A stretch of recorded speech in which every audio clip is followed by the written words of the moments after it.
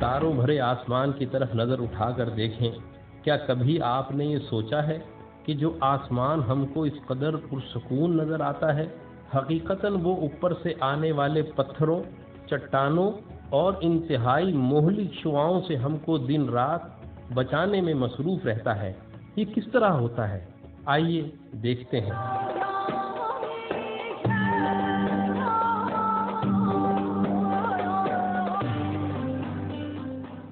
جدید تحقیقات کے مطابق صرف ہماری زمین ہی نہیں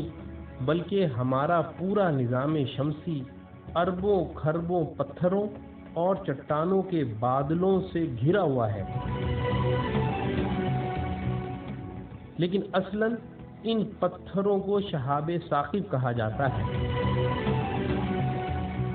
ناسا کے مطابق روزانہ کم و بیش 100 ٹن سے زیادہ مقدار میں چھوٹے شہابیے، جن کو ایسٹرائڈز کہتے ہیں، زمینی فضا سے ٹکراتے ہیں، جبکہ اس سے کہیں زیادہ وزنی اور بڑے شہابیے ہم تک پہنچ ہی نہیں پاتے، کیونکہ ہمارے نظام شمسی کے 2 سیارے سیٹرن اور جوپیٹر انہیں اپنی طرف کھینچ لیتے ہیں۔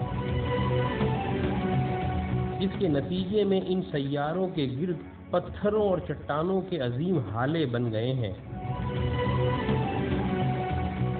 پھر جدید تحقیقات کے مطابق سورج سے اور دوسرے تباہ ہونے والے ستاروں سے مختلف قسم کی الٹرا وائلٹ اور گیما شعاعیں مسلسل زمین کی طرف حملہ کرتی رہتی ہیں، اور اگر یہ ہم تک پہنچ جائیں، ہم لمحوں میں یا تو ہلاک ہو جائیں گے یا کینسر اور دیگر مہلک بیماریوں کا شکار ہو جائیں گے۔ زمین کے مرکز میں موجود مقناطیسی مادے زمین کے گرد ایسا حفاظتی حصار قائم کیے ہوئے ہیں کہ یہ ہم تک پہنچ ہی نہیں پاتے، اور پھر آکسیجن کا وہ غلاف جسے اوزون کہتے ہیں، وہ بھی ہماری حفاظت کرتا ہے۔ اسی حقیقت کو قرآن سورہ انبیاء میں یوں بیان کرتا ہے کہ اور ہم نے آسمان کو محفوظ چھت بنا دیا ہے۔ لیکن ایک بڑی عجیب بات یہ ہے کہ امریکی خلائی ادارہ ناسا اپنی ویب سائٹ پر اس بات کا اعتراف کرتا ہے کہ وہ آج تک یہ بات نہیں سمجھ سکے کہ اچانک کوئی شہاب ثاقب آسمان دنیا پر کیوں ظاہر ہو جاتا ہے۔ تو ان کے پاس اس کا جواب چاہے نہ ہو، لیکن قرآن اسی حقیقت کو یوں بیان کرتا ہے کہ اور ہم نے آسمان کو سرکش شیاطین سے محفوظ کر دیا ہے، تو اب یہ اوپر کی مجلس کی طرف کان نہیں لگا سکتے، اس لیے کہ ہر طرف سے ہانکے اور مارے جاتے ہیں، ان کے لیے مسلسل عذاب ہے۔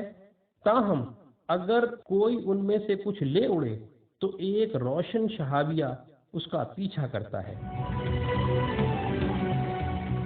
جدید سائنسی تحقیقات کے مطابق نہ صرف پانی زمین پر کسی عظیم کومیٹ کے ذریعے پہنچا تھا، بلکہ 6.5 کروڑ سال قبل 10 کلومیٹر طویل شہاب ثاقب زمین سے ٹکرایا تھا،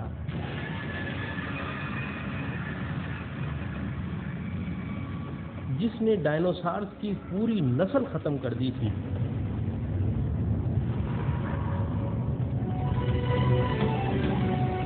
پھر 3.5 کروڑ سال قبل